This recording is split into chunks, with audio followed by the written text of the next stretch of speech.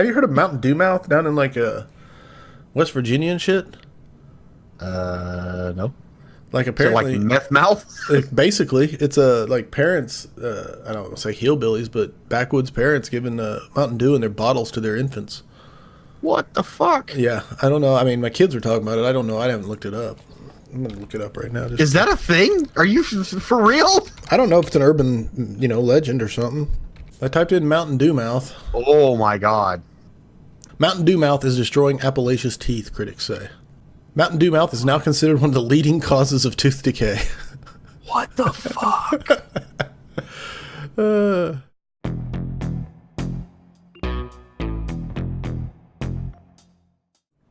How do you want to approach this episode real quick? You want to go through the Kickstarter anniversary stuff, or you want to hit all that at the end? We can start off with the Kickstarter anniversary. I'm okay with that. Let me get that up. Let me bring that up. Kickstarter anniversary. Full disclosure here, Yeah. I've been very busy doing something else. Well, just so everybody knows, we haven't put out a podcast. I actually took vacation from work. Although I was around, I was really just vacating. And we had the holiday. The holiday got crazy around Followed here. by the Memorial Day and both of us. And so we're back. Small break in the summertime. We're back. What I'm saying is that I've been concentrating on something very different than this show. And so when I went this morning and was looking at stuff and reading, I was surprised to find out that we've already gotten to the upgraded housing on the Kickstarter anniversary. Yeah, we hit that. We're fast approaching Soul Pack. I don't know. I don't think there's much time left to hit Soul Pack. There's today. So probably not going to get there. But considering as how my bet was surely on we would stop at Autorun, I'm impressed. Gotcha. So you were expecting between 150 and 200K on this deal. I was expecting between 150 and 200K, yeah. I was expecting the final week surge, and I'm still expecting a little surge today. I don't know how much is left in the player base to spend, but I'm going to spend my money today. Well, if I had any more money to spend, I would. I did spend a little bit of money. Nice. It is a complete secret, so I cannot disclose it on this show. Gotcha. A little surprise. I bought someone a gift. Very kick-ass. So, Doing our parts, man. I think Caspian said it best when he said we did a theme for this Kickstarter anniversary, and it was probably a mistake. People have quoted him on the forums quite a bit about that, saying that the naval theme, or the coastal, whatever you want to call it, boats, for lack of a better term, was probably a mistake as far as exciting a big chunk of the player base. Really? Oh, I see what you're saying. He felt like just putting out boats was highly appealing to those who liked boats, but also not massively appealing across the entire player base, where they could have done more. I don't know. No, the conversations of people who now want to be raiders and pirates and buccaneers has gone off the charts. Coastal smugglers and smuggling, yeah, but people wanting to go up and down the rivers and just pillage. That's a conversation that wasn't had before this started. Not much. No, there was a lot of speculation about it, but no one even knew if there would be. And now it's an everyday. It's gotten so much that Snipe Hunter has to talk about it every day. Yeah. No, it's a cool addition. The whole Kickstarter anniversary added a cool dimension to at least the sea coast and river travel, because it was all speculation before this, and now there's some answers. Right. So that was a good out of it. But I wish that like they'd say, well, we were expecting. I don't know if they were actually expecting to get to 500,000. I wish I knew how much they needed to get to 500,000. Look, if they don't consider this a success, because I honestly did not think they would get this much. I am proud of the community that they managed to get this much, with as few people as we really do have in the community. No, it's not mainstream. I mean, Chronicles of Elyria is far from just being on the mainstream pulse. It is it is a niche. I don't want to say it like it's tiny, because it's not tiny, but it is a niche market with a finite player base that is funding it. Right. And that is my main concern. And I don't say that like I don't think it'll happen.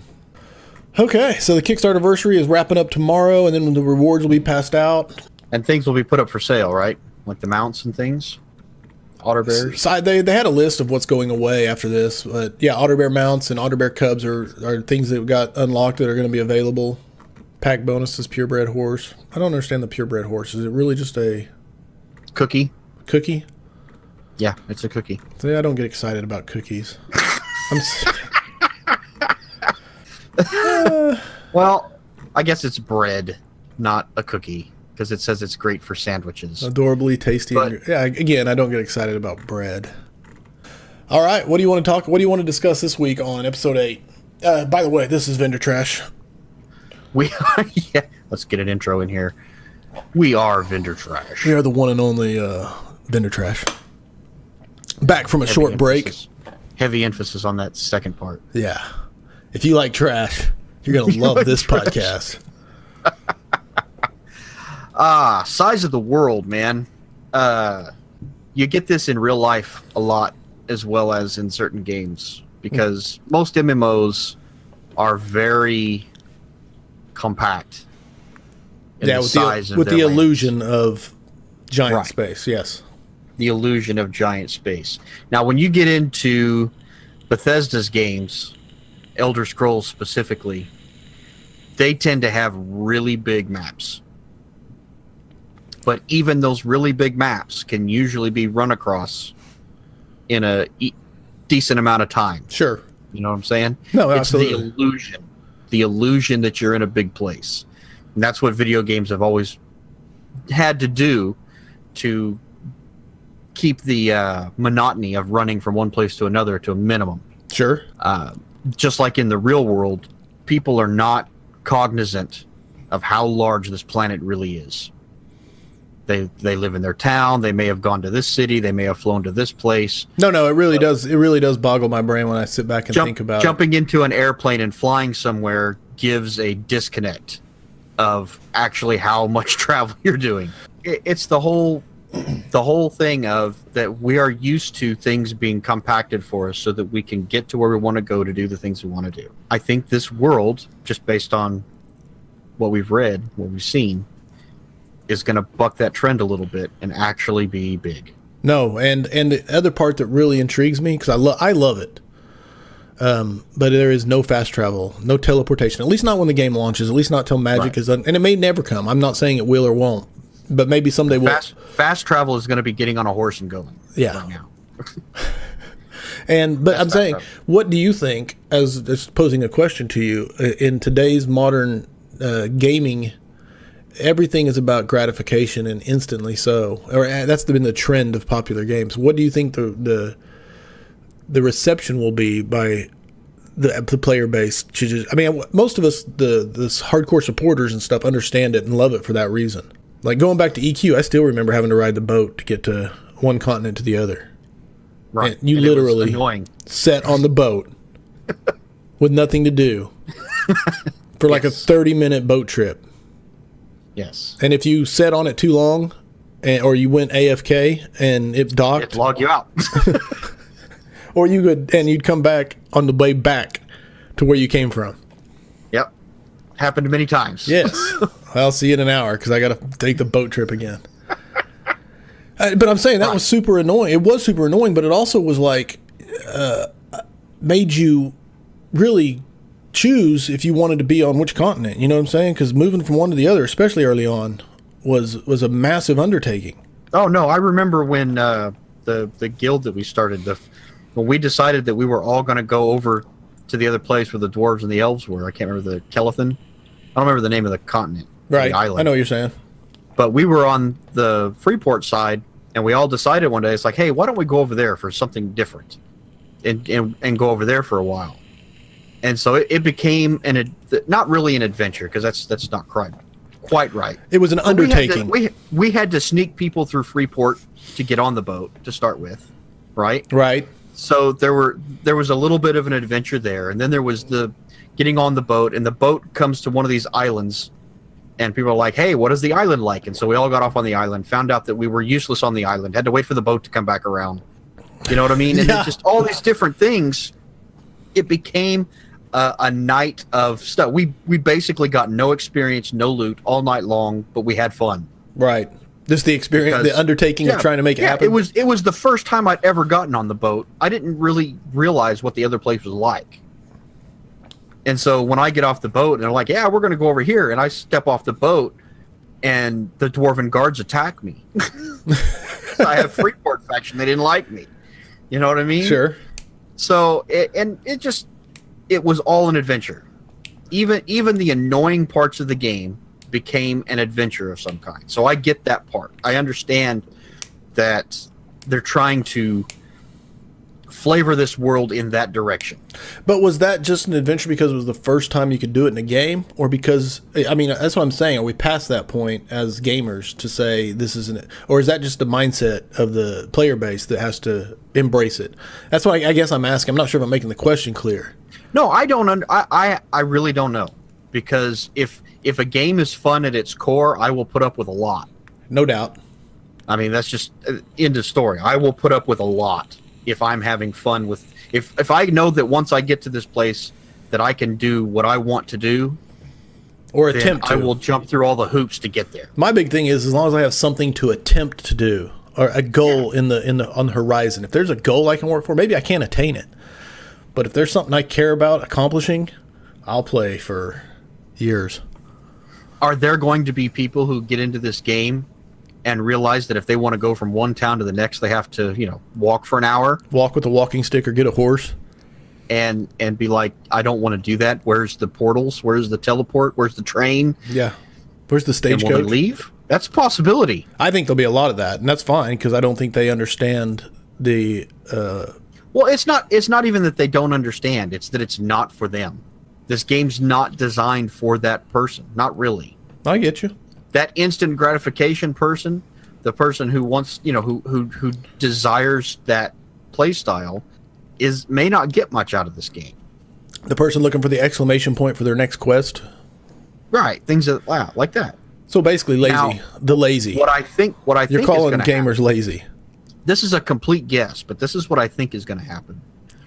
Is that there's been a surge in survival games over the last decade, right? I agree. Games where your goal is not to become a hero or a champion. Your goal is to have a meal and sleep at a safe place. And just have a good night's sleep. These games are super popular. I think that when people realize that exists in this Meow/MMO style game, they will flock to it. I hope. Embrace it. I think that's part of the deal too, is they are so many genres, and I don't mean that in a like they're aiming too broad. It's just, it's not a MMO. It's not a, we've already discussed that it's not a theme park. It's not really just a giant sandbox. It's not a survival, but it's all of them. Right. It's not any one of them, but it is all of them. It's like the best elements of them. Oh, I don't even know if the best elements, but it's elements of them. Right. And yeah. No, I think I probably harp on it way too much, but the survival aspects of this game just intrigued me more than anything else. Just adding those to like a popular game that they had, like a WoW or an EQ or I've inserted another. I know we always talk about those too, but just insert survival mechanics into a MMO, and it's just makes me want to play it. It's very difficult to tell a crowd, okay, come into this game and make your own fun, because usually only a handful of people out of each crowd is capable of making their own fun.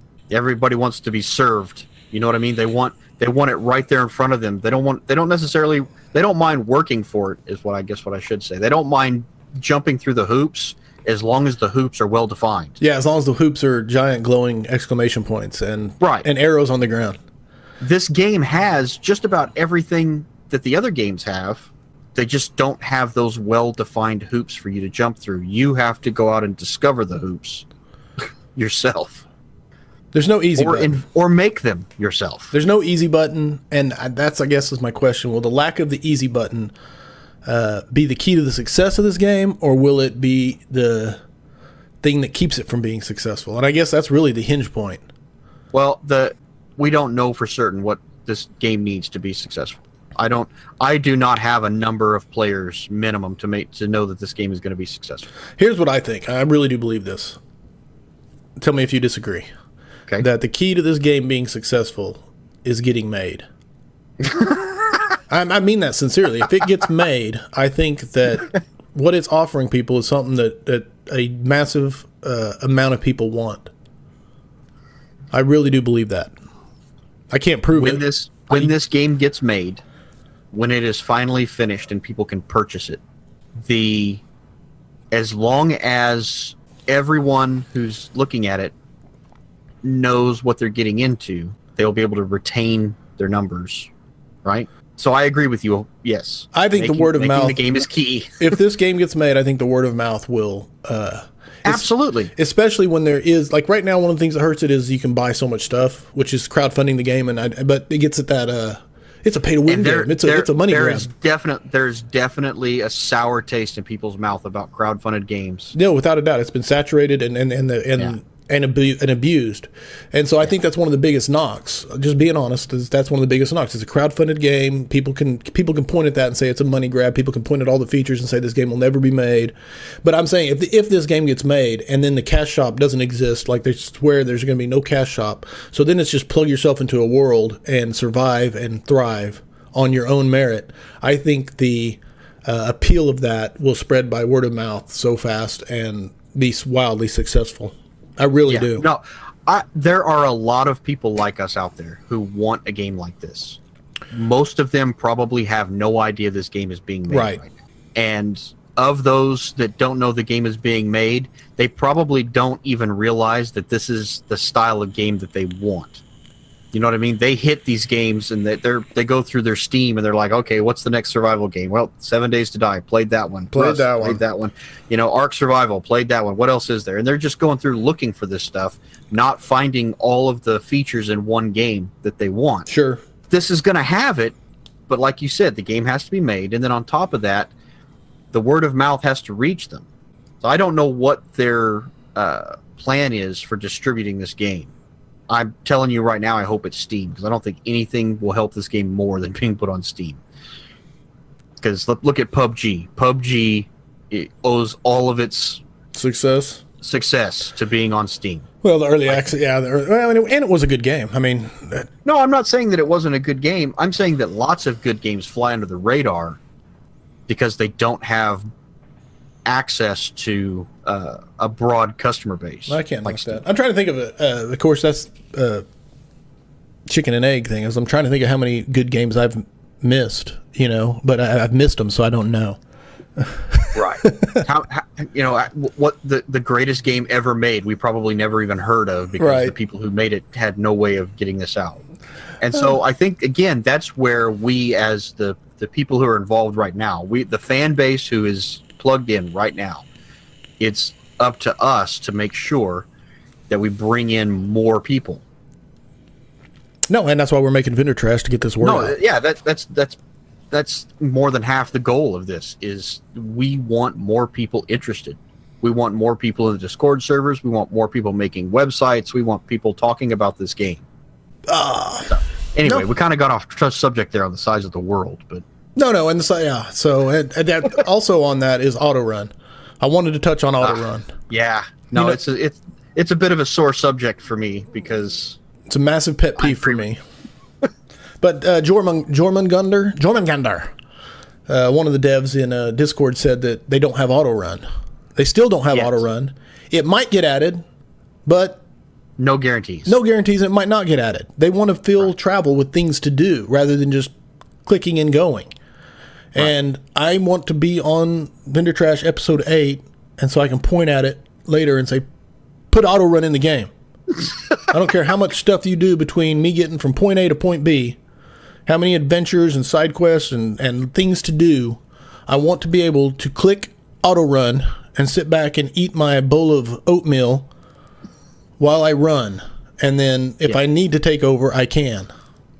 Right. But if you if you force me to keep my hand on the W key or mechanically hold it down with a piece of tape or folded up piece of paper or a weight, I will be very angry. Yes.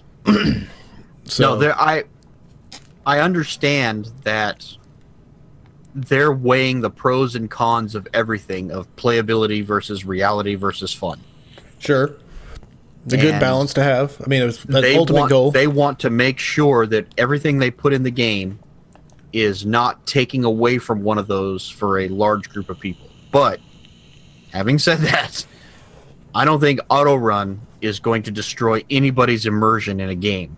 No, in fact, it takes a while. If I'm running from the Ursifant chasing me or whatever, insert the armor bearer chasing me through the woods, and I'm running, I want to be able to shout, "There's a bear after me, help!" without stopping. Right. Which, in EQ was pretty easy. Numlock, enter, train to zone. Train to zone. No, I mean, but left side Carnor's coming out. Some of my favorite conversations I ever had in EQ was coming out of the tunnel above, I don't even remember where Carnor's castle was. I don't even remember, where you had to get a levitate spell and run over the ice. And it was just a long run to get to Carnor's castle, and you came out of there. But that's what you did. You just had conversations while you were running. Right. And I'm not saying that's, the social aspect of this game is the travel and conversation, because you can't even telepathically talk to anybody unless they're in your family. But still, I want to be able to have a conversation with you while I'm running somewhere. Yeah. And of course, I know, I get it. Discord exists and things like that, but Autorun is a great... It doesn't change the fact that if you have a long way to go, you want to be able to use your hands for eating, for typing, for whatever.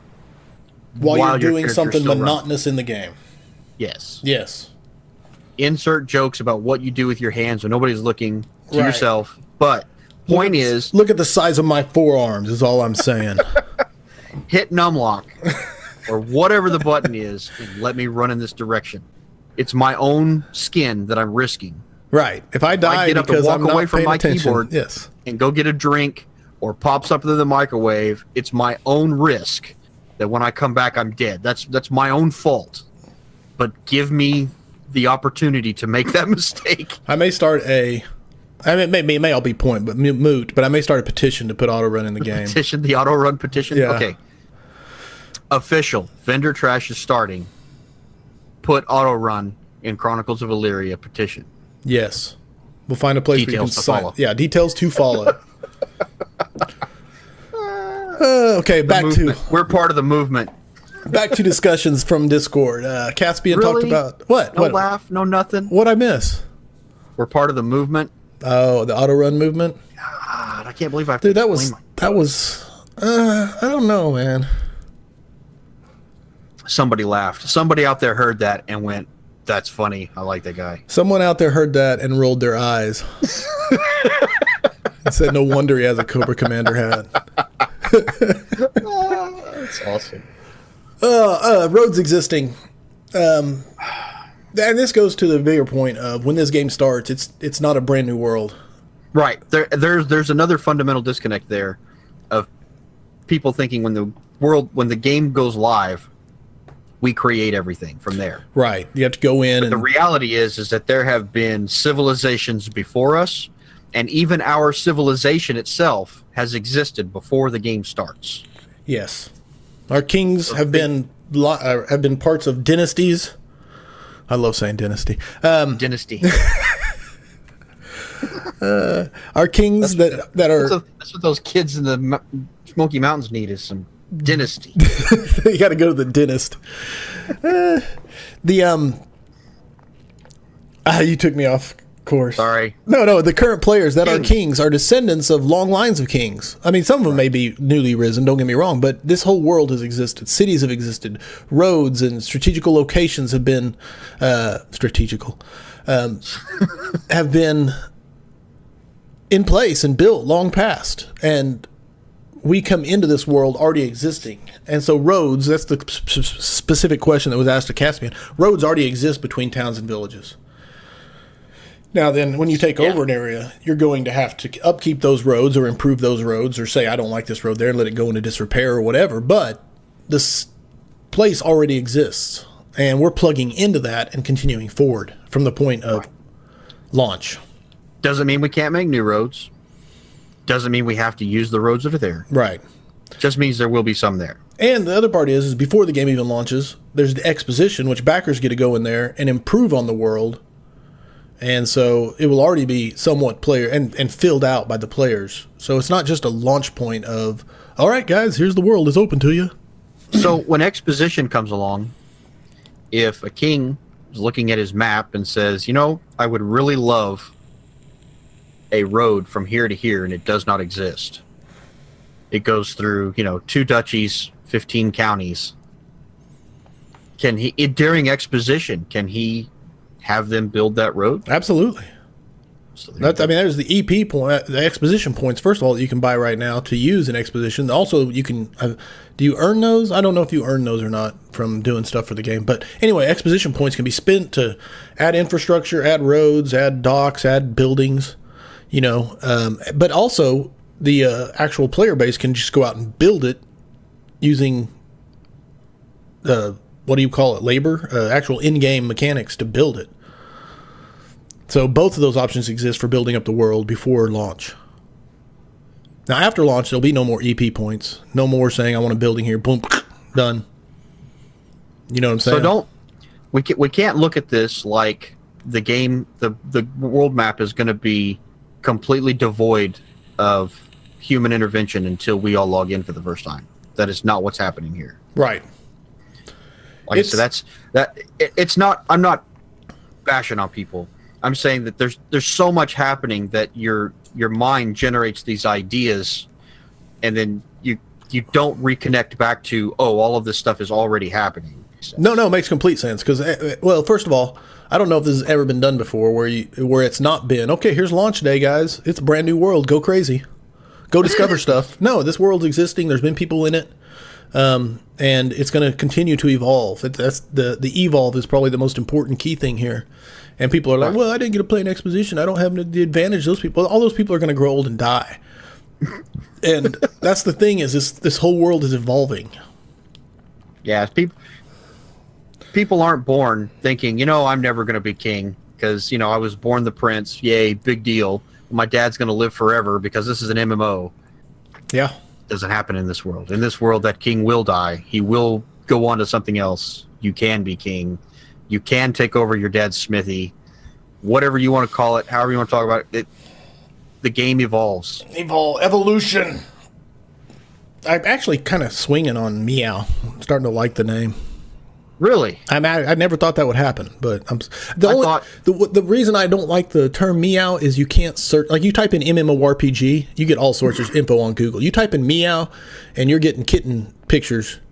Or Hasburger, who are really, really out there. Yeah, a lot of furries. Be very, very careful if you start typing Meow in Google. You may not like where it takes you. That's my problem with it. Is I feel like it was a marketing misstep, as far as using Google to find things to be discovered on Google. God. Anyway. You're never going to be able to compete with random cat pictures on the internet. No matter how hard you try, it's never going to happen. So I feel like that was, if they could have come up with a unique acronym to describe this type of game, it would have been better served using the existing tools for sharing information. And we could be completely wrong. A year from now, Meow could be solely the purveyor of this game. It could be. I think the odds of that are the same odds as you becoming a king in Chronicles of Elyria. Wow, putting the long odds on me. Yeah. How do you like that one? What are the odds that I actually go through the motions to try to become a king? I don't think you have interest in becoming a king.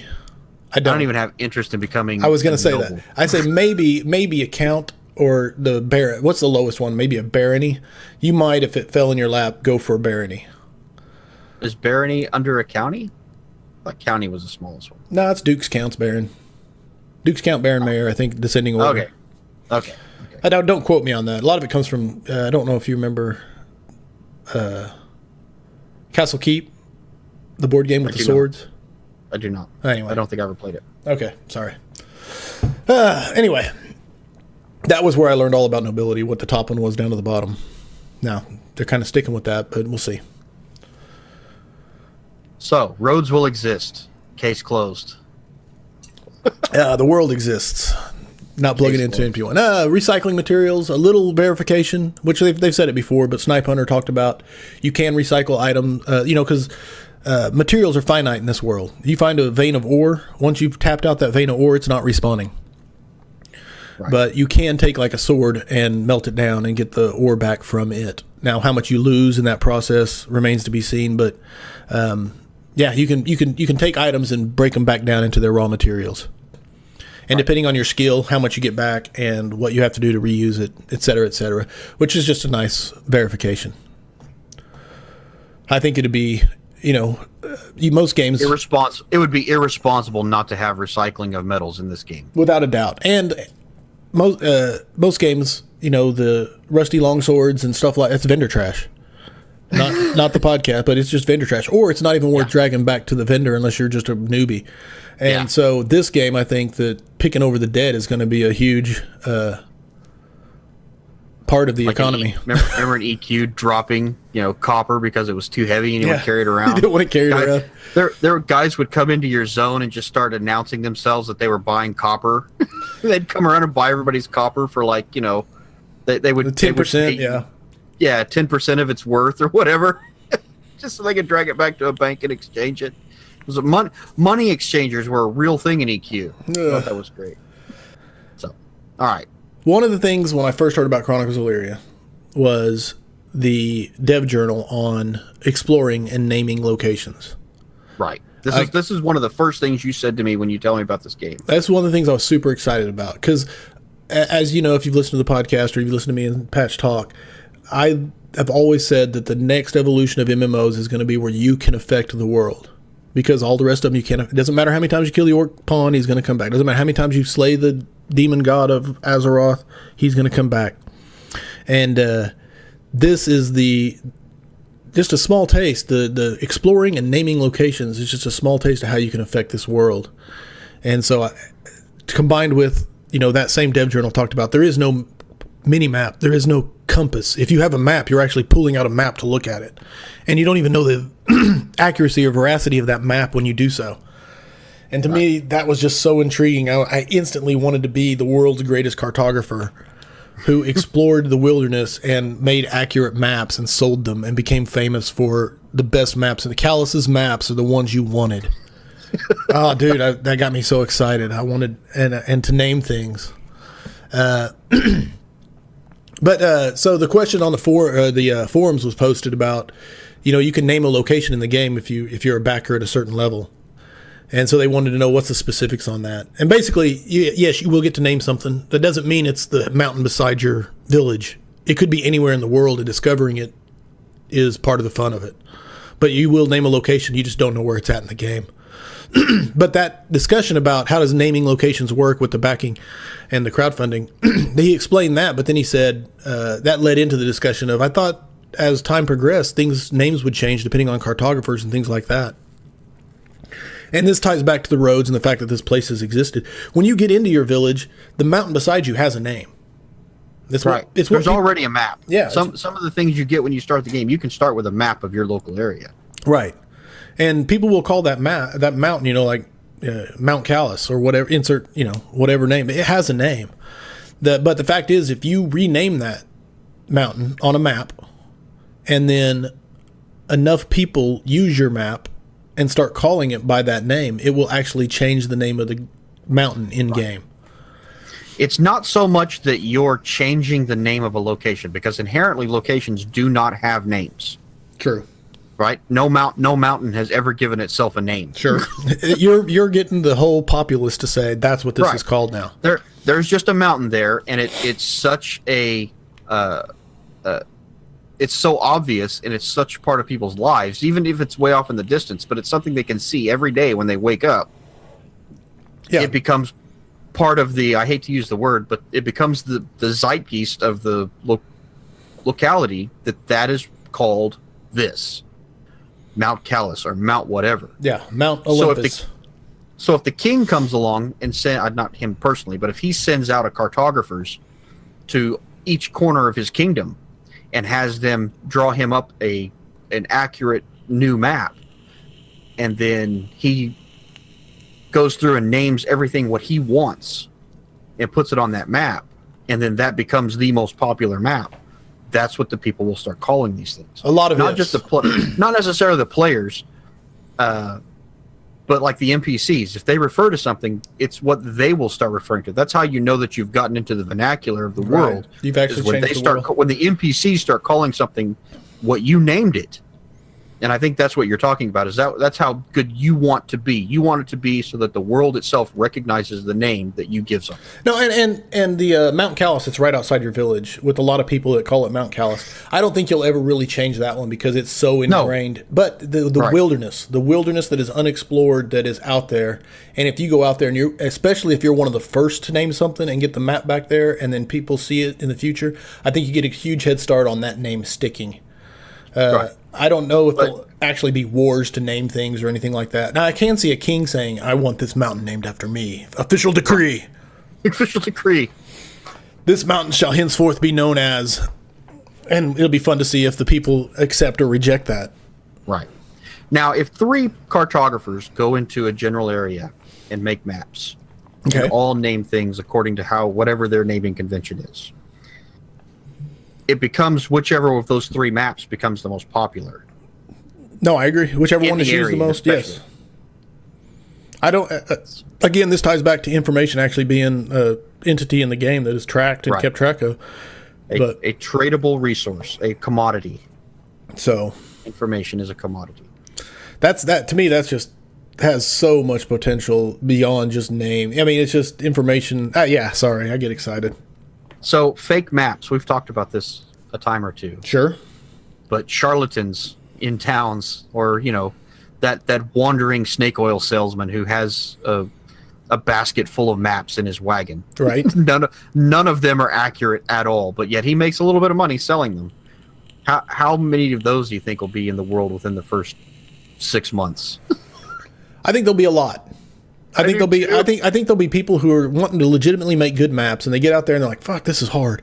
This sucks. I don't want to do this. I'm just gonna fill it in. I'm gonna go back here and I'm gonna sell it to these guys. I'm gonna sell it back here. I'll make 3 copies and sell it, and people will buy it and they'll make money. But the cool part of this is like in any other MMO, that wouldn't matter. They sold bad maps. The guy leaves and goes to another village to do it again, and there's no repercussions. But in this game, because he sold bad maps, that will eventually people will say these maps are bad. Who made this? Oh, Patchfile made these, and that exists in the game now. Now, if you continue to do it, that's going to continue to spread, and Patchfile is going to get a reputation as inaccurate maps. Yeah. Now, again, this is speculation on the information system and stuff, but you can't just do it and there's no repercussions.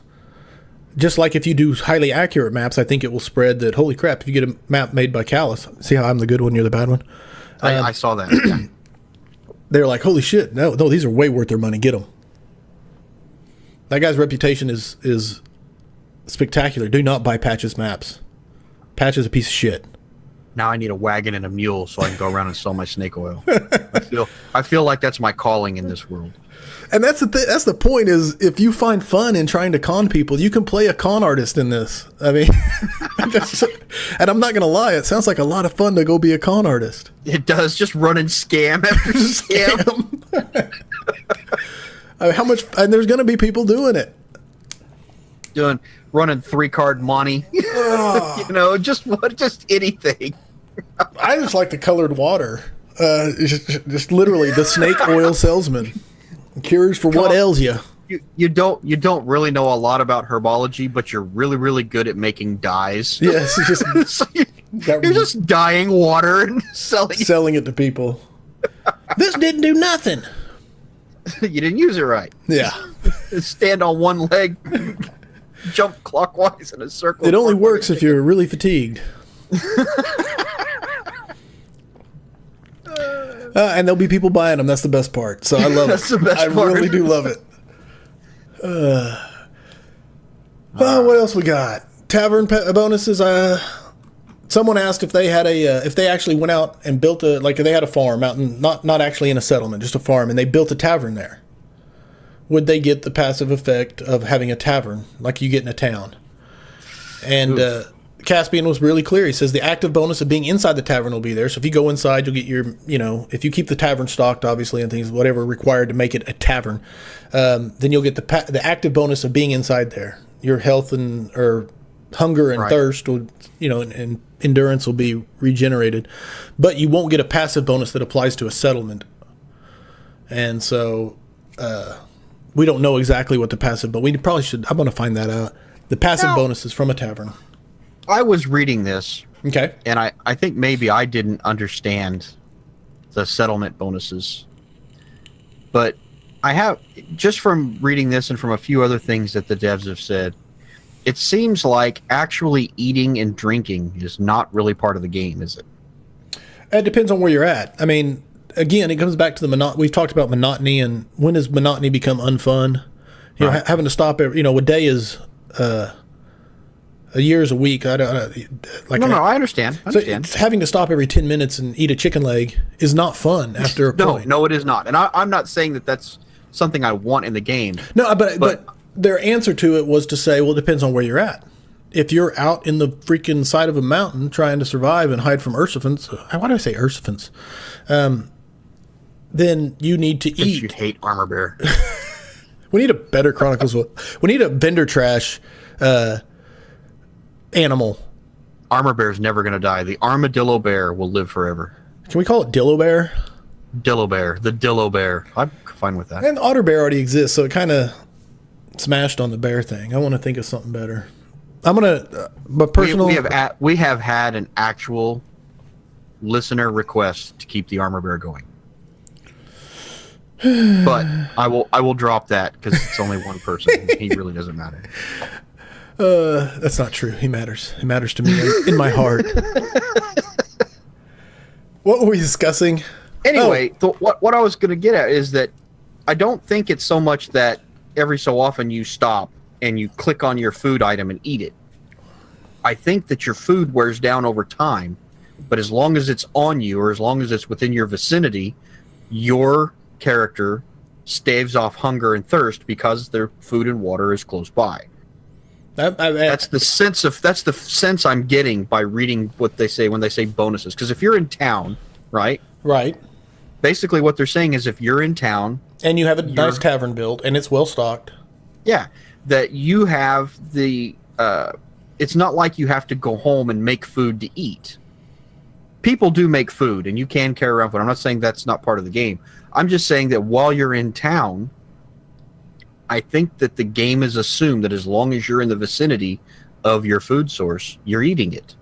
No, I like that. I don't know the mechanics. Again, I'm hoping it's not the click on the chicken leg and you eat it. Chomp, chomp. That would get old so fast. Maybe you can do that to get a boost when you need it. It's an add-on to it, but it's just passively always going, and it's eating up your food until you don't have it. In which case, it starts. So your hunger starts. If you have a backpack and you have standard trail rations, I put up the quotations there. Your standard trail rations, they are good for so long, and they may even tell you on them for how long they're good. 3 days worth or a week's worth, or whatever the time frame is on the foods. Sure. And that's how long you have before you're going to have to go somewhere and get more food. So you're not getting a bonus per se, like you would if you were in town, which means that you're not having to carry the food around with you. But you're not starving either because you have the food with you. I love that idea. It didn't click in my head that might be what they're talking about. Well, the other cool part that can tie into it that's really interesting is, let's say we have a stockpile of food for it. We have a week's worth of food on me and you, and we're going out into the wilderness. But our survival skills play into it. So I've learned to live on less, that's not the right way to put it. I've learned to conserve and get maximum effect. So my survival skills can actually play into how fast I consume it, right? Right. And that's the cool part that they can add to this system.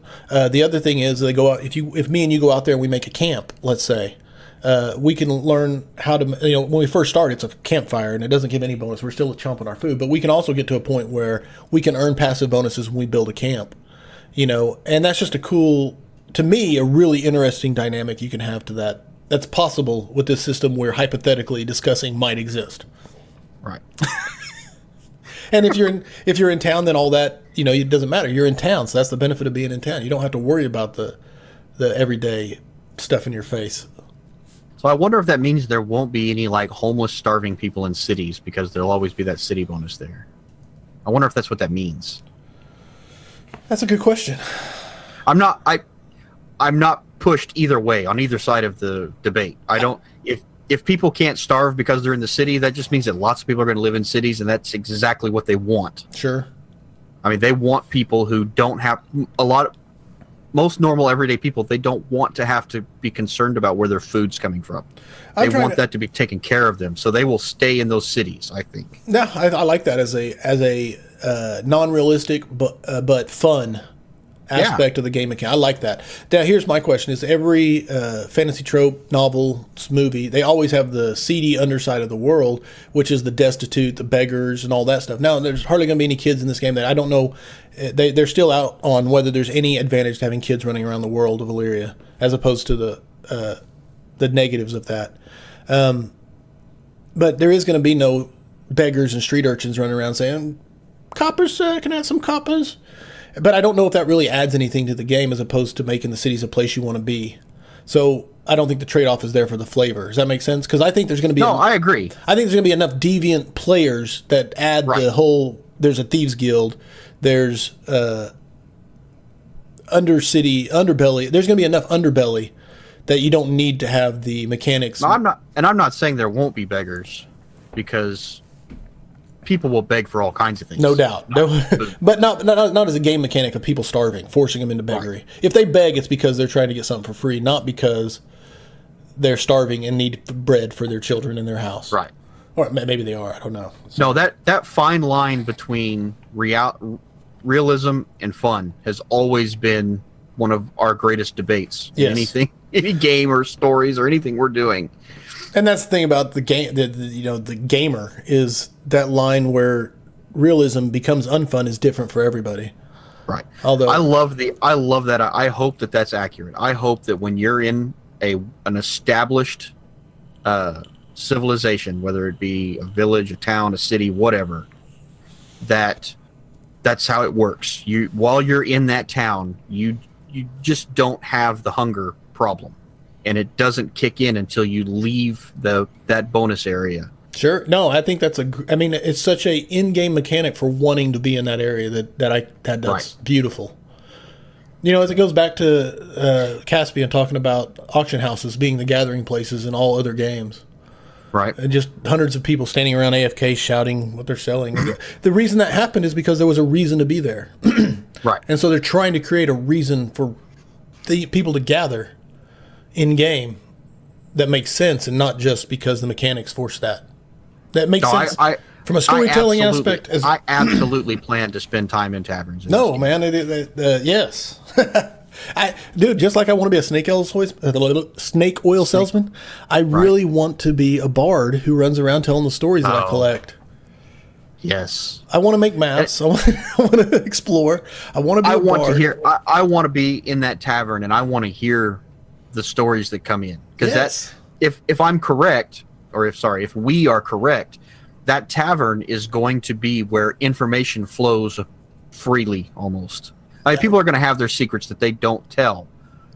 No, but absolutely. Stories are going to be told and secrets are going to be told. Idea, and you're going to hear things that you probably shouldn't be hearing. You know what I mean? You're going to learn things that other people don't want you to know. There's going to be gossip. There's going to be stories. It's where legends are going to place. Legends are going to grow. That's it. That is where legends will be born. Is in the taverns. In the taverns from the bards. Yes, and I want to be the guy. And so there's so many things I want to do. I don't. It's not enough lifetimes. No, but yes, there is. Yeah, no.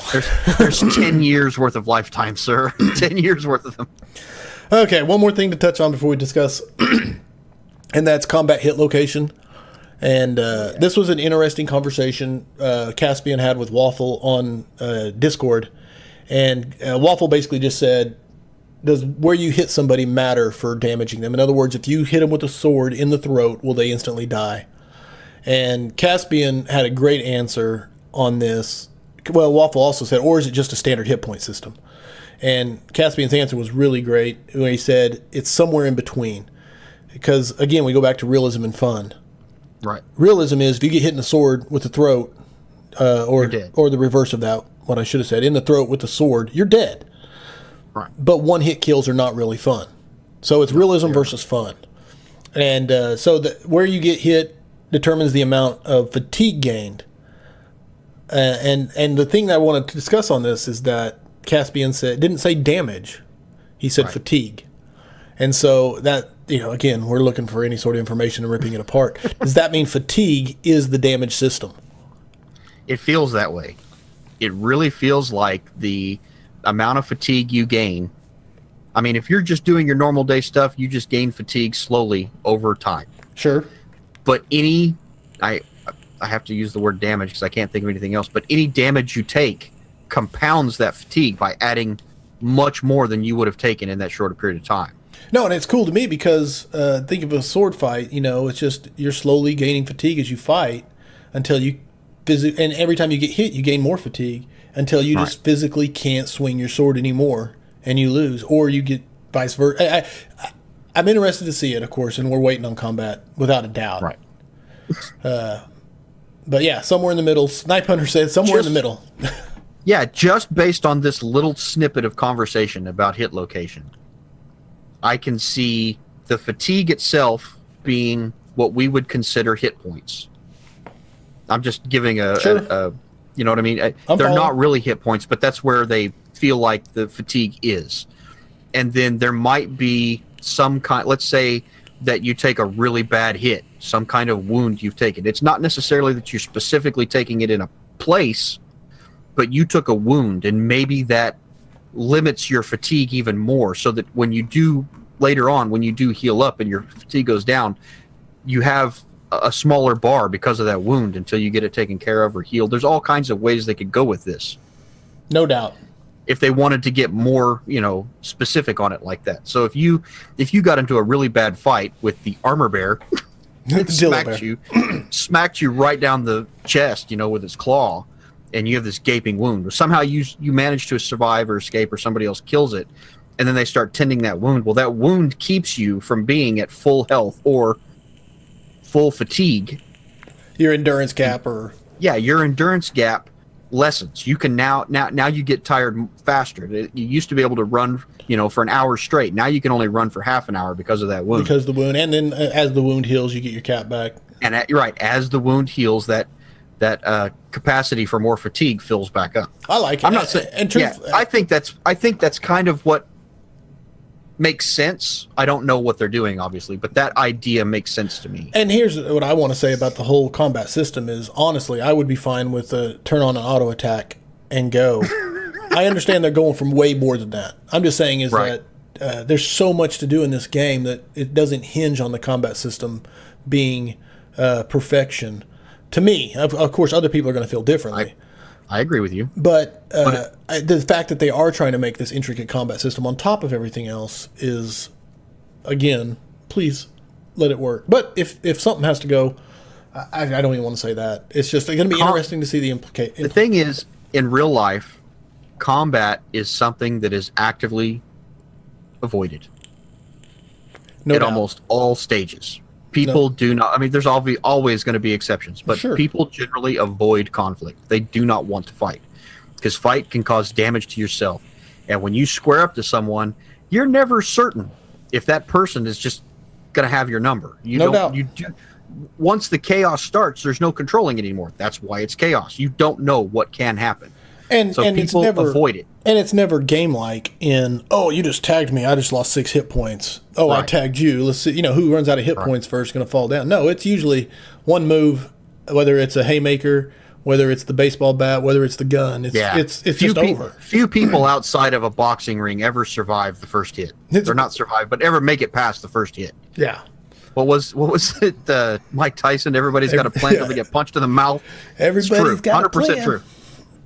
Well, the point I was trying to make is that in this game, they are going out of their way to make you want to avoid combat. The fear mechanic is real. Yeah, they want you to. If somebody irritates you in a PvP game, you guys just fight. It's not really settled because the other person respawns. Whatever. No consequences. Camp his corpse, whatever. You know, all that stuff that happened in other games.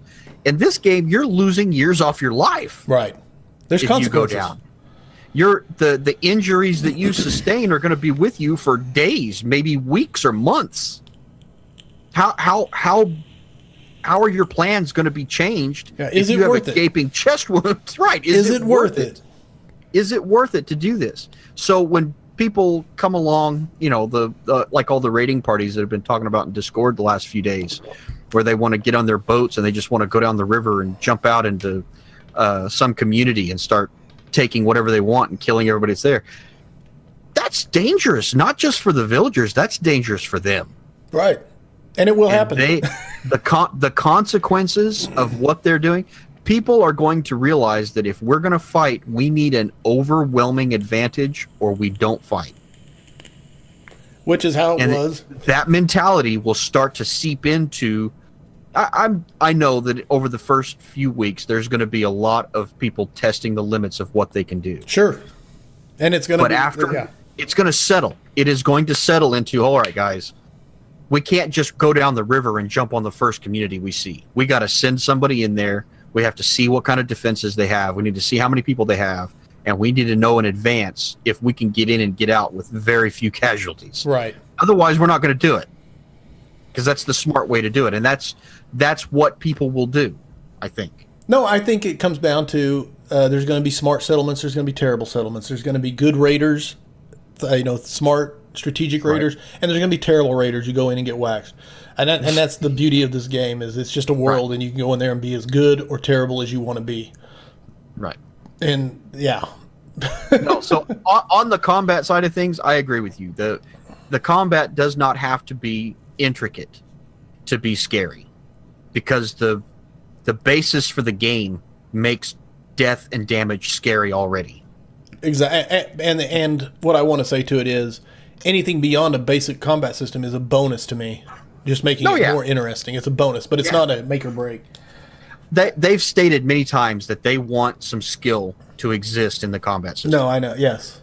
And I'm 100% on board with that. I have no problem with it at all. As long as I can run away from fights, I'm happy with it. So skill doesn't bother me that much. He bravely ran away. No, my guy wants to live. I don't see myself being heroic. I see myself surviving. No, I do. You know what I mean? To me... What's the guy's name in Game of Thrones? Sir Davos? The Onion Why Knight? should any of you listen to me? I've only lived to be a ripe old age. Yeah, that guy. I'm going to be much like that guy. My characters will be much like Sir Davos. No, and my point, even in real life, is there's very little worth fighting over. And if it's worth fighting over, it's worth killing over. That's just there's no crossover point. It's just I don't live for conflict. It's either it's worth killing to protect myself or something I care that deeply about, or it's not worth messing with. And I plan on taking that into the game. It's either worth killing the person or it's not worth messing with. And in some way, shape, or form, I have to be backed into a corner before I'm going to fight. Sure. I do not want to. If there is a way out without causing damage to those I love or losing my property, I will probably do it. And sometimes I may be willing to let my property go to avoid a fight. Real life or Chronicles of Elyria here? Chronicles of Elyria. Okay. Real life and game, way different things. Way different. All right. Outro, or do you want to discuss the Great Disconnect? We can discuss the Great Disconnect. Just people's expectation of the game versus the community who understands the game to some degree or another versus the outsiders who have no concept of what is actually being built and just make assumptions. That's what I call the Great Disconnect. And seem to either not attempt to understand or make a very lackluster attempt to understand. What I would like to do with this discussion is actually have Snipe Hunter or Caspian come on the podcast and and discuss the Great Disconnect. Yep. I spoke to Serpentis today. He is on the road at the moment. Okay.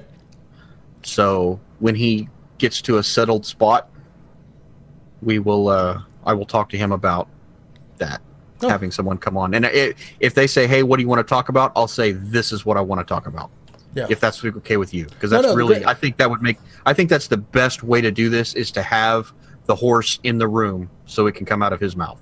Sure. No, I agree completely. I think it's a great topic that people would like to hear about. But I'm not promising. Hey, I'm not promising that somebody's going to come on our show. I'm saying that we're talking to Serpentis, trying to make it happen. That's all I'm saying. Well, and SBS is very proactive in getting out there with the community and interacting with different things, so there's a shot. No, it's our hope. This is absolutely our hope. But no, there is a disconnect, and there is a mountain of baggage that people bring with them when they look at Chronicles of Elyria from the outside. They have the baggage of, 2+ decades of MMOs and what that means. Yeah. And so they see this and they're like, okay, well, where's my raid gear? Where's my level 20 mount? How do I be a ranger? Right. How do I be a ranger? Where's my ranger trainer? Yeah. How do you guys plan on making this insanely complex game with so few people and so few resources when huge companies throw millions and millions of dollars and can't get it done? Right. All these questions are not as difficult to answer as they're made out to be. All it takes is drive and commitment to get anything done. And some luck and some player funding. Well, no. Luck comes in the making it successful, I think.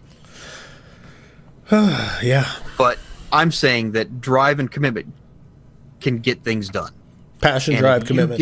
If you get people on your side and not just rooting for you, but actively working on the project with you, then you can have then even more goes, and it becomes the snowball effect, where you start with that little pebble at the top of the mountain that is Caspian. Yeah, start rolling down, picking up full snowflakes. And he starts rolling downhill, and the next thing you know, it's picking up steam, and it's getting bigger and bigger and bigger. It looks like it's going to destroy everything because it's coming right at you, but it's not as complicated as that. It's just not. All right, so we will table that then for hopefully a real conversation with a dev. All right. The other Are part, we done, sir? The last thing is the YouTube comments about your picture, my picture. Uh-oh. Yeah. I missed this. That was just someone came in and said my picture's terrible.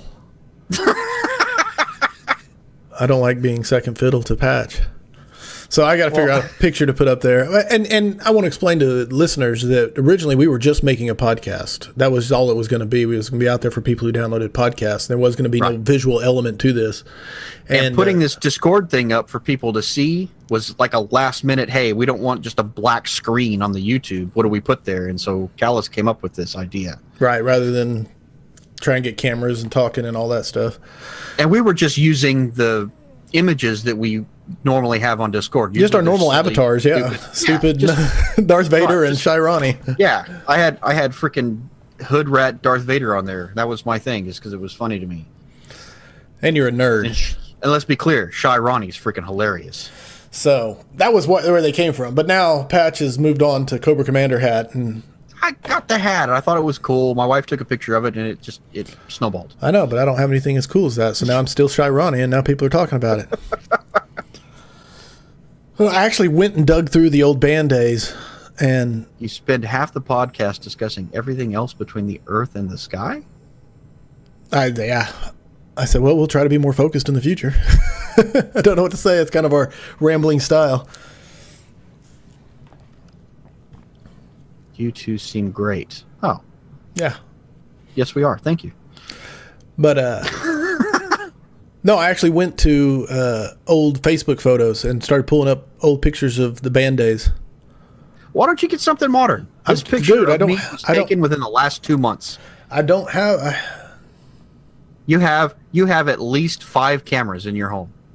Yeah, no doubt. That's shooting lightly. Tell your wife that you need a picture, and I guarantee something will happen. Can you keep on subject? Oh, I see.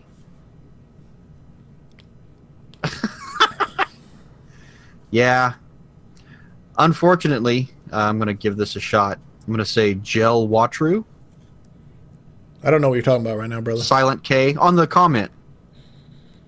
Please, can you keep on subject? Very frustrating that you spend half the podcast discussing everything else between the earth and the sky. And Callus, for God's sake, change that horrible picture. I was going to say that our ramblings are the show. That's the point. We have a topic and we discuss that topic, but getting off topic is kind of our thing. So yeah, that's true. I apologize if that's not what you were hoping for or looking for when you came here, but if I don't want to sound robotic, and I don't want to just be like, here's our topic, let's move to the next one. And now for the weather. No, metagaming and balance. Callus and I having these conversations is what we're recording. If you guys weren't listening, we would still be having these conversations, and they still happen the same way. We did put a little structure in it just so we can keep ourselves focused. Somewhat. But in reality, you're listening to the same conversations that have been going on for like 25 years at least.